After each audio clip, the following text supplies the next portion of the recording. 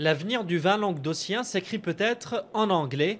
Le marché américain, en pleine expansion, est encore à conquérir et semble apprécier les vins de la région. Depuis 5 ans, les exportations ont en effet doublé. Les États-Unis sont aujourd'hui le deuxième marché des vins AOP du Languedoc-Roussillon, avec une particularité, la demande s'oriente vers du vin de qualité. Ce sont des vins qui sont en phase avec la consommation, ce sont des vins qui sont riches, qui sont fruités, qui sont avec beaucoup de couleurs pour les vins rouges et sur les blancs avec beaucoup de fruits aussi. Et c'est des vins qui correspondent exactement à la demande de consommation actuellement sur le marché américain. Jeune, le marché américain se tourne vers l'Europe après avoir privilégié pendant des années sa production ou celle du Canada et de Nouvelle-Zélande. Les mœurs changent également et le vivier de connaisseurs se fait plus large, même s'il reste un travail de pédagogie à faire.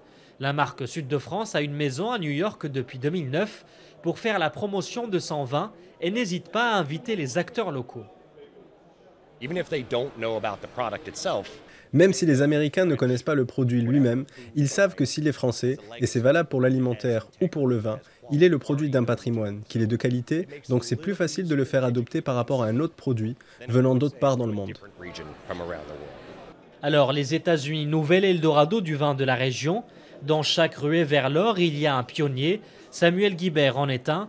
Présent sur le marché américain depuis bientôt 20 ans, son vin est aujourd'hui distribué dans 32 États du pays. Mais pour une success story comme celle-ci, il faut en vouloir.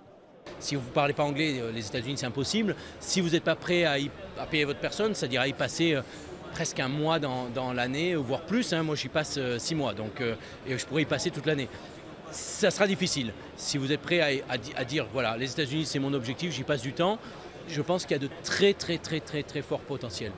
Le chiffre d'affaires des exportations a atteint cette année les 59 millions d'euros et les spécialistes tablent sur une croissance à 2 chiffres pour l'année prochaine.